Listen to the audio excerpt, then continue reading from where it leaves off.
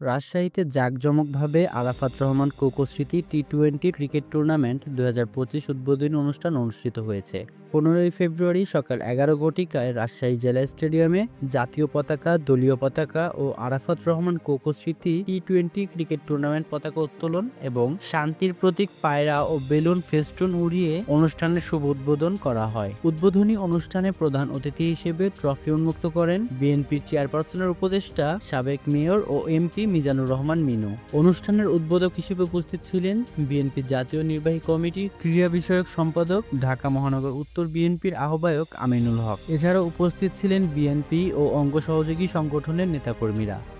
অনুষ্ঠানে মিজানুর রহমান মিনু মরহুম আরাফাত রহমান কোকোর রুহের মাগফিরাত ও কোকো সহ জুলাই আগস্টে শহীদদের শ্রদ্ধা জানিয়ে তার বক্তব্য শুরু করেন। তিনি বক্তব্যে বলেন, বাংলাদেশের ক্রীড়াঙ্গনে উন্নয়নের জন্য বিএনপি বিকেএসপি প্রতিষ্ঠা করেছিলেন। সেখানে এখন অনেক বরেন্দ্র খেলোয়াড় তৈরি হচ্ছে। আরাফাত রহমান কোকো ছিলেন এক ক্রীড়াবিদ, ক্রীড়া সংগঠক ও ক্রীড়া পৃষ্ঠপোষক। তিনি ক্রিকেট, ফুটবল সহ বিভিন্ন খেলাধুলায় উন্নয়নে কাজ করে গেছেন। তিনি আরো বলেন, বিএনপি আগামীতে দেশ সেবার কাজে আসার জন্য নির্বাচিত হতে পারলে রাজশাহীর খেলাধুলার উন্নয়নে আরো ব্যাপক কাজ করা হবে। বিগত সরকারের দোসররা দেশের উন্নয়ন থামিয়ে দিয়েছে, তারা চুরি করতে ব্যস্ত ছিল। 2004 সালে রাজশাহী বিশ্বের মধ্যে হ্যাপি ইন দ্য ওয়ার্ল্ড হয়েছিল, কিন্তু এখন আর সেটা নেই।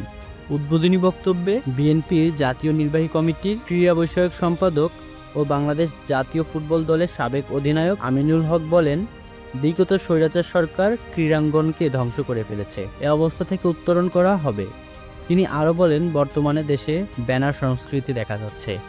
আওয়ামী লীগের দোসররা ভোট পাল্টে যেখানে সেখানে বিএনপি নেতৃবৃন্দের ছবি দিয়ে ব্যানার টাঙিয়ে দখল করার চেষ্টা করছে, এদেরকে প্রতিহত করার আহ্বান জানান তিনি। অতিথিদের বক্তব্যের পরে প্লেয়ারদের সাথে পরিচয় পর্ব শেষে শুরু হয় খেলা। আমি শুধু বলতে চাই যে গত 17 বছর এই স্বৈরাচার সরকার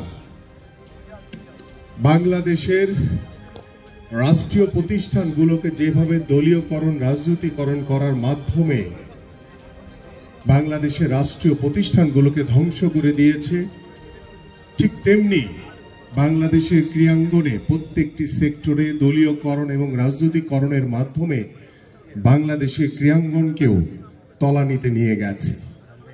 আমরা খুব দৃঢ়ভাবে বলতে চাই যে ভবিষ্যতে বাংলাদেশের ক্রীড়াঙ্গনে আর কখনোই কোনো দলীয়করণ, রাজনীতিকরণ করা হবে না।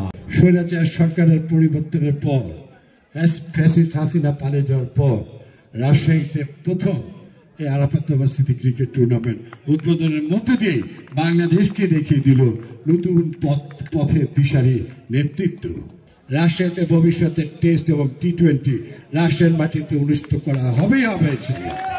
আমি এই খেলার যারা অংশগ্রহণ করছে সবার সাফল্য কামনা করছি। খোদা হাফেজ। বাংলাদেশ জিন্দাবাদ। শহীদ খালেদা জিন্দাবাদ। তারেক রহমান।